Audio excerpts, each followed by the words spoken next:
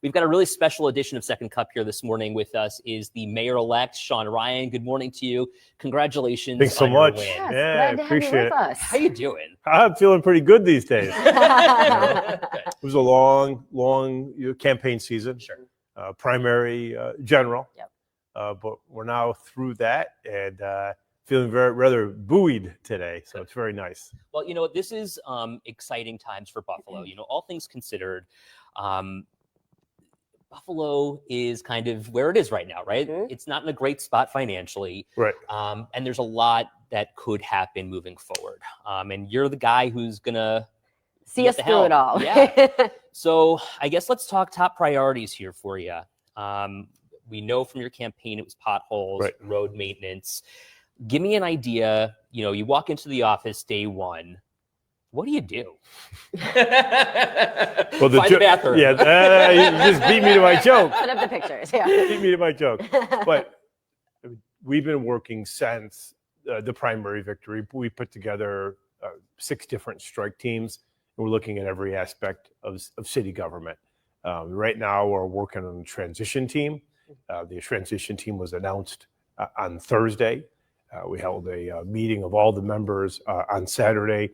Our website is up. The jobs are up on the website, over 80 jobs. We've received over 300 applications so far. So, Wow. we need to move quickly, to establish, the cabinet, to establish all the commissioners. And once we establish the commissioners, then we're going to work with the commissioners and the transition team to hire the deputy commissioners. So, there's no deadline on this work. The more you can get done before January 1 will allow you to, to hit the ground running. But our priority is getting, the best and the brightest, the hardest working people in, to the government, not deadline set by me. So it's not uncommon for new leaders to bring in new leadership underneath them, right? As we Sure. talk about, the heads of different departments.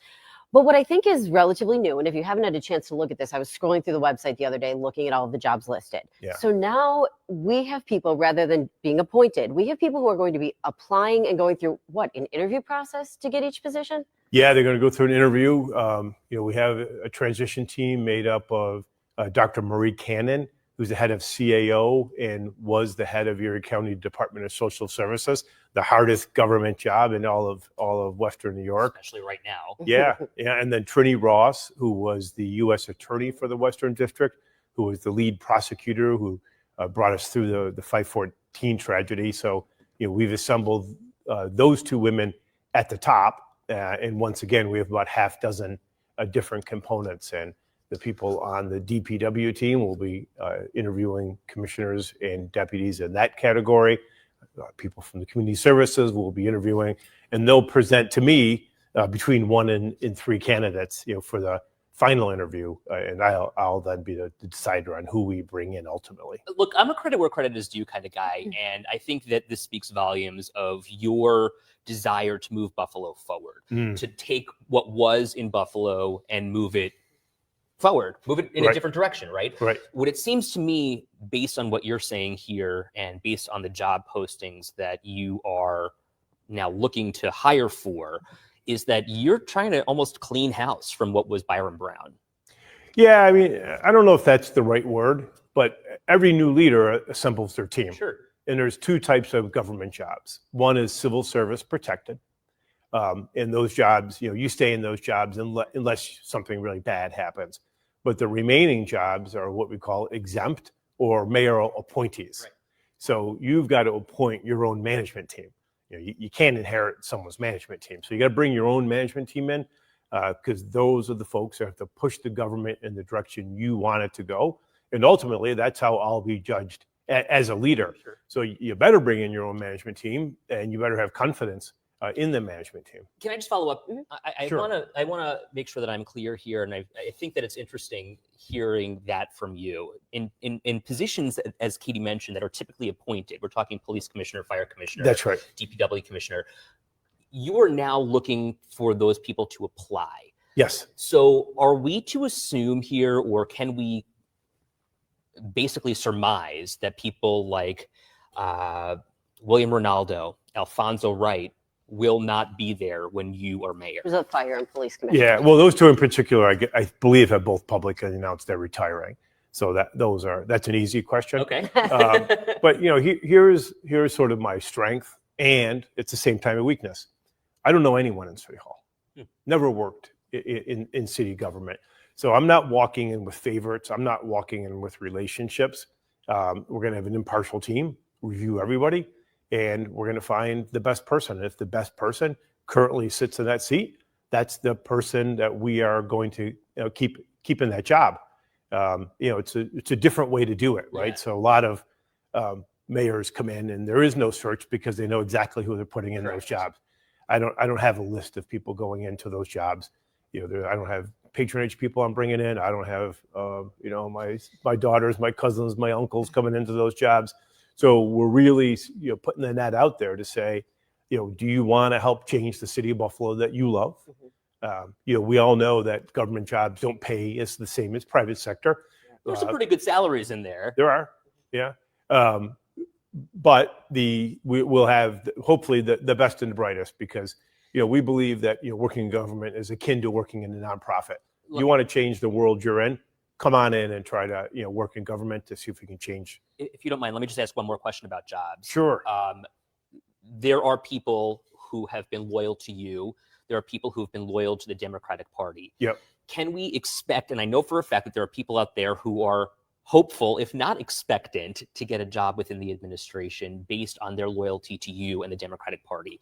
Is that something that we can expect moving forward?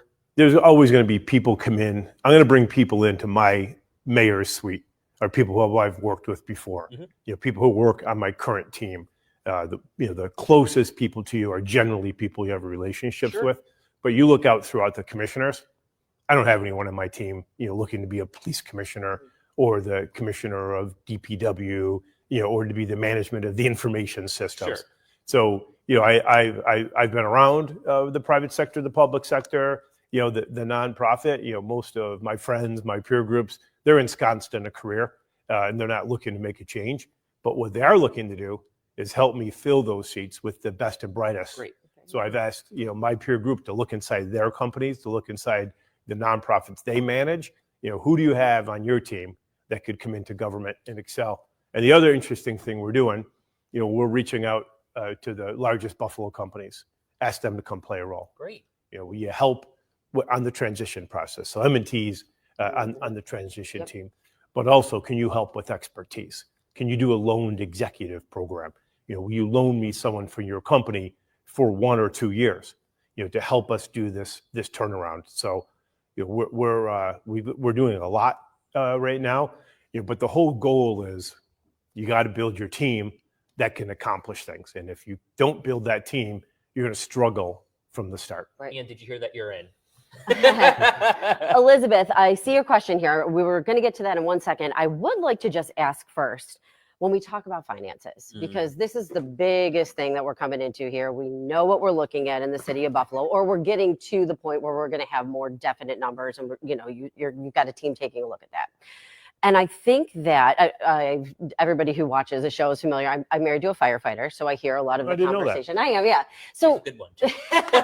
no, but you hear conversations from city employees, and I think when people who work for the city hear control board and the possibility of a control board, there's a lot that goes behind that. The last time we had a state imposed control board, they froze wages for city workers. We know we have a police contract coming up. We have a fire contract coming up. This is a big topic of conversation. Can you talk about the potential of a control board, what you envision for how we're going to move forward with finances, and is that going to play a role? Yeah. I mean, look, we are very far away from needing a control board in the city of Buffalo. It's the last thing we need. Because as you said, the last time we had a control board, they balanced the budget on the backs of city workers. That was what they did. Right. But people need to know what a wage freeze means. That means if you're making $38,100, then for the next X years, you're making that exact same amount of money. It was awful for our teachers, our firefighters, our snowplow drivers. We lost so many good people during that time period. So there's no magic wand of bringing in the control board and everything goes away. Right. It doesn't. The last time the control board came in, the situations were so different. We were at the top of our tax cap. We were at the top of our borrowing cap. We'd set up a city government that supports a lot of programs. The property values were plummeting in the city of Buffalo. That was then. Today's a much different time period. We're in a fiscal straits now because of bad fiscal management. There's not external forces causing this problem like there were 20 years ago. So, I would consider the control board coming in a failure. I've spoken to members of the control board. I said, hold your horses here. You got to give me a time, to lead. Give me a effort. Give me the time to put my plan together to bring Buffalo out of it. And just one more thing too, would your plan right now include a tax increase? Because that's the other thing that we get, Well, I would tell you this, if someone tells you we don't need to raise taxes, they're lying to you. So we went 19 years in the city of Buffalo without raising taxes. That's what I said. This financial situation it's self-imposed. We did it to ourselves. It would be like if you cut your hours down, but increased your spending. What would happen to your personal checkbook? I'd get yelled at. You get yelled at, yeah. But I do the yelling. That's what Buffalo did. But there's revenues we're leaving on the table all over. We have millions of dollars of unused state grants. We collect less than 10% of our fines. That's all we bring in. We haven't done a foreclosure auction in over 5 years. So there's a lot of different revenue sources. But to really get out of this, we're going to need help from New York State. So we're going to put a plan together to do a soft landing to help Buffalo incrementally bring our revenues up, control our expenditures. But there's going to be that delta, the gap for like 3 years. So we would like as a soft landing from New York State. We'll work with them. We'll commit to efficiencies. We'll commit to raising our revenues. But we can't have a tax shock in the city of Buffalo. Too many people who are on fixed income, seniors. You bought a house 20 years ago in Buffalo for $50,000. Well, your incomes didn't really go up, especially if you're a senior. So we can't have a tax shock. So we need to have a soft landing.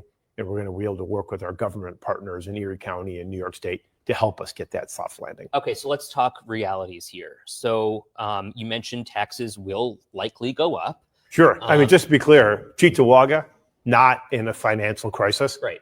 Just raise their taxes 8%. Correct. Right. So, okay, so let's talk for the city of Buffalo without getting that tax shock, as you mentioned. Yeah. What can we expect to see in terms of a tax increase under your leadership? I wish I could tell you right now, but until we know, until you can tell me what their deficit is, then we can't tell you how we're going to fix it. You did also mention efficiency. That's where I was going next. Yeah. Can you? What do you cut? Yeah. Efficiencies and cuts aren't the same thing. So, are we using our police department dispatch the most effective way? Are we dispatching our snowplows the right way? So efficiencies will genuinely help you reduce your escalation of costs. Buffalo's down to the bone in terms of hiring. There's positions throughout the city budget that have been unfilled and are unfilled for years because they've been balancing their budgets on these phony phantom positions. So we're going to have to hire into some of those positions. So the efficiency is not going to be cuts. The efficiency are going to be used to do cost containment. Okay. So your out-year budgets aren't going up really quickly. And that's what's been happening in Buffalo. The administrations have been untruthful about how much money is going to come in, and they've been untruthful how much money they're going to spend. So this year's budget, we are going to put in an accurate number. How much is overtime going to be? How much is healthcare going to be? Not these phony numbers that allow you to vote on the budget only to have it go into deficit. Your opponent during this race, James Gardner, the Republican, had mentioned that raising taxes alone won't solve the problems fiscally. He's absolutely right. And so then, while you're talking about efficiencies and making sure everything is done the right way, will you commit then to not making any cuts? Well, no, I mean, look. In terms of service, in terms of staff. No, you can't commit to these things. If you commit to these things, you're going to have your budget blow up. You have to be nimble and flexible. I mean, revenues come up and down throughout the years. It's sort of like a toy train. If you move the lever back and forth. Sure. So you've got to stay, very nimble. If suddenly our revenues are going down, then you better stop your hiring, for that year. So you So got to stay flexible. What services could potentially be on the chopping block then? I think, let me just try this again. I What we understand offer your issue. right now in the city of Buffalo Yeah. is bare bones. Mhm. So the way we're going to save money is to stop the escalation of growth. Right. We got overtime is out of control in several city departments. We're already 10 million past our yearly budgeted overtime goal, and we're not even halfway through the budget year. So those are the cost containments. Those are the efficiencies Right. that you need to have take place. But we're not talking like garbage. We're not talking recycling. We're talking things that are budgetary. We're saying let's set these numbers at where you think they Right. need to be versus where they have been set. Yeah, in the past, they've artificially set the overtime Right. and then Right. blow it by Got it. tens of millions of dollars. Mhm. They artificially say, well, healthcare is only going to grow X%, Right. while every quarter before it's grown way more than that. So this year's budget it'll be an honest budget, and it'll show the true gap rather than waiting to the end of the year to say, Mhm. oh my gosh, we finished in deficit. Right. That's not honest budgeting. So we're going to have honest budgeting. So Elizabeth wants to know how you're going to improve the, I think she means efficiency of the Yep. police force, because on the neighborhood level, they are non-existent. So tell us what you think in terms of the police department needs to improve, Yep. and perhaps what you are hopeful you can achieve. Sure. I mean, I've got a full public safety platform, that we talked about. It's not just the police department. It's working with mental hygiene folks. It's working with violence interrupters. But what people want out of their police department is transparency Mhm. and accountability. They want to know when they make that call, what's the response time going to be? And if there is bad response time, that's the accountability part. That's when it falls back on me as the civilian leader of the police department to say what's going on with response time. So we have to set this public expectation. Is a 911 call a certain level, and that'll get a response, this short, or is it a complaint about noise, which will have a longer response time? But unless you let the public know, people are going to be confused and unhappy. So on that note, then, right now the way the city operates is that there's one person kind of controlling the narrative for both the police, fire, and then also on the city side, on the city government side. Who's that? It's Mike Reed, who really, I don't know who that is. Well, so the mayor's spokesperson is essentially the person Okay. who speaks on behalf of the fire, police, and city. And then often, should you want to speak with the head of another department, usually in the past, we've had to go through a city spokesperson. Yeah, I mean, what I would like to set up is to have the commissioners talking about the issues that are going on in their department. Independently of the city. Well, they work for the city, Well, so sure, they sure, can't sure. be independent. Well, I guess what I'm saying is that we wouldn't have to go through you or your office to get to any of these commissioners. You're getting a little grainy on the details right now, but I would just say we would like to have the commissioners speaking about the job that they do and what's going on in their department. That's my goal. And this is the idea of bringing professionals in, because professionals should be able to talk about what they're doing in their departments and stand up for their department. Or if there's a problem, accountability means we say, well, we missed that one, but here's what we're doing to do better. So again, here on this show, you have the opportunity to bring your questions directly to the mayor-elect. So I want to bring in Sherry's question here, because she had a question about taxes Right. and then assessments. And her point is the city's reassessed property values, hence they've already increased taxes in that concept. If you increase again, she thinks people will leave. So we did see a reassessment, and we did, there are people who are now paying more. Do you see any sort of reassessments moving forward? How do you answer Sherry, who has this concern? Well, you should keep current on your reassessment. That's what you're supposed to do. And the other reason we got into this financial bind is because the city didn't reassess for over a decade. So every other town in Erie County reassesses all the time. Mhm. So you do the full reassessment to make sure everyone's up to market value. And then when there's sales in neighborhoods, you then reassess. Because the last thing you want as the city is to have your houses artificially assessed. Mhm. That's not the way to go. That's how we got into this problem. So breaking that old behavior of, well, my house hadn't been reassessed in 20 years. Right. So I was paying taxes at a $40,000 rate when my house would go for $200,000. those days are over. That's the reasons why we don't plow our streets, why we don't fix our potholes, is because we deprived ourselves of resources. And I would just, remind people that if the city of Buffalo had kept up with its taxes, if they had done 2-3% increases over the last decade, we wouldn't be in this problem. But cable bill goes up every year. Your cell phone bill goes up every year, but the city of Buffalo tried to defy gravity and have it so their rates didn't go up. But we know everything went up. The cost to run the city to go up. We have contracts where our wages went up every year. So what the city did is every year they finished in deficit, so they took out of the reserve account year after year until there was no more reserve account. So I'm going to enter into office with $0 in unassigned fund balance on our reserve account. It's not where you want to be fiscally. So let me ask you on that fiscal note about the ROLL program. This is the replacing old lead lines program that the City of Buffalo Water Authority runs. ROLL is really effective for some of these people who are on fixed incomes, who are low income, who need to have their pipes replaced. Right. On Friday, we reported that the ROLL program was quietly paused and that people who were dealing with this program were not necessarily even going to be notified until further down the line. Number one, I kind of wanted you to hear what the one woman we spoke with had to say, and I want your response to her. So, Jordan, if you would, just roll that soundbite for us.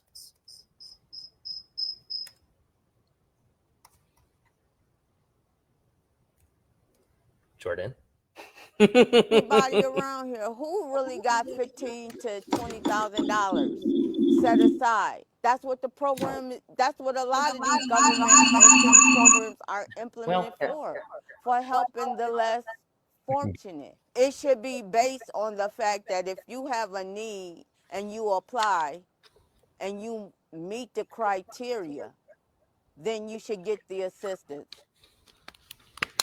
So she's really upset because really now what the Water Authority is saying is that all of this cost could fall on these people, whereas the city was paying to replace all of these old lead lines. Isn't this kind of a reason why there's such a lack of trust in government, especially in local government? And what do you think should happen here? Yeah, once again, this is a pretty granular question. I'm not running any of these departments right now. I know we're going to have a big focus and concentration on lead-safe housing. Right, you mentioned that. Really interested in, it's an imperative that we reduce the rates of childhood lead poisoning in the city of Buffalo. We're going to double down on interior inspections before children move into houses.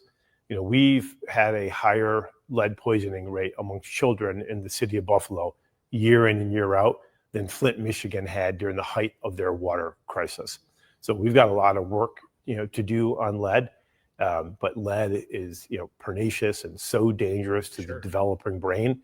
So we need to make sure that we set up goals for reducing our lead poisoning level. And I do think when we talk about that, and we talk about old houses too, we so often do think of the paint. But is the water line something else that you'll be taking a look at? I think is everything. I mean, lead-safe housing, it includes the foundation around your house, the dirt around your house, your windowsills, the paint inside, the water, coming in.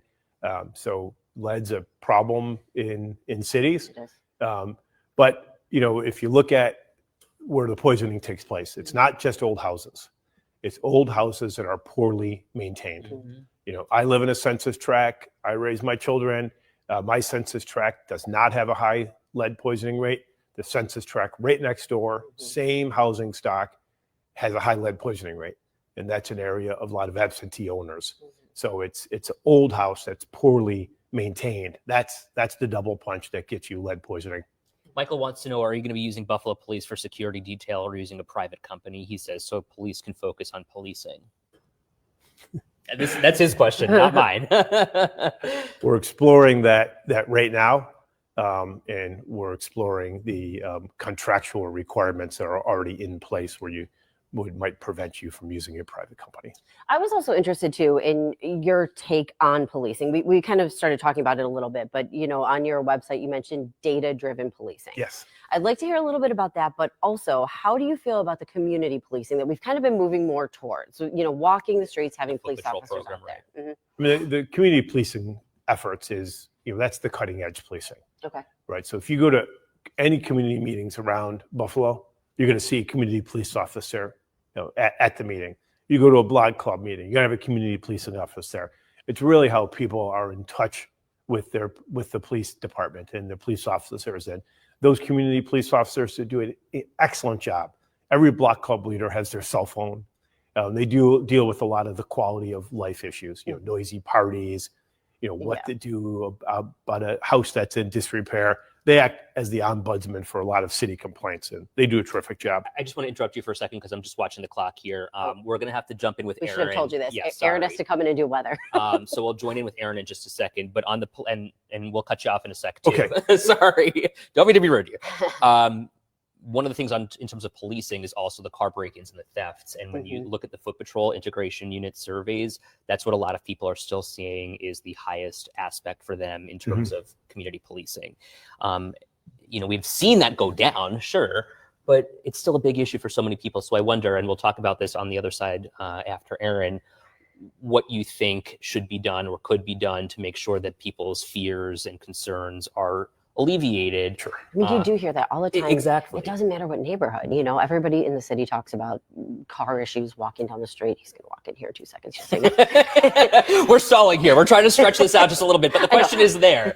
So think of your answer. I'm waiting at the end. After the weather, you're going to get a great End of answer. the tunnel, yeah. Once we tell you how much it's going to snow. All right, so everybody stand by. Aaron's going to do his forecast. All right, so we promise you an answer to your question on the other side of weather. So we need to have a police department that's responsive to what's going on in the community. So the good news is major crimes are down, and that is a blessing.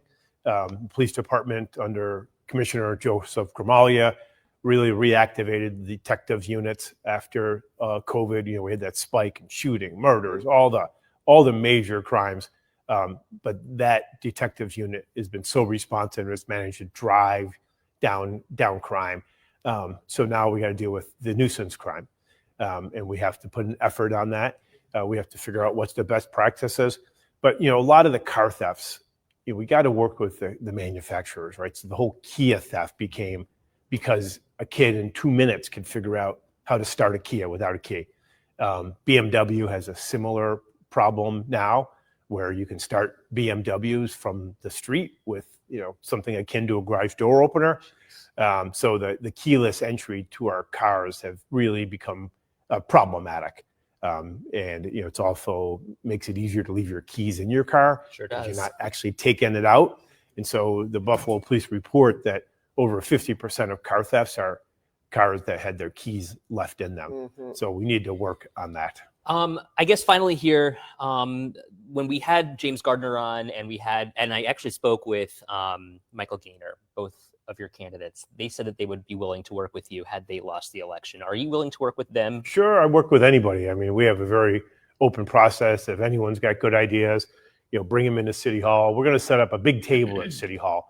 So anyone who wants to come in, talk about ideas, give their input.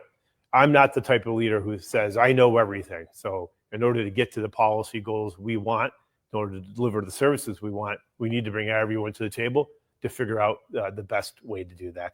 Well, we do appreciate you coming I know, on the this show. is awesome. And yeah, we'd love to have you again. Yeah, well, if you want to do this monthly? Yeah. If you could. Talk to me after I get sworn in. But it's great because you know what? Everybody's able to bring their questions directly to you. And when do you get that opportunity? That's why we love Second Cup. Yeah. So we invite you to come back whenever you want. Yeah. Thanks so much. I really appreciate Maybe you once a having me on. All right, everyone. Thank you again for your questions. We Thank you. appreciate you. Hope you have a great day. Stay safe and drive slowly this morning. It's so gross outside. Take care. Make sure you get Have a that great snow day, brush. everybody. See ya. Bye, guys.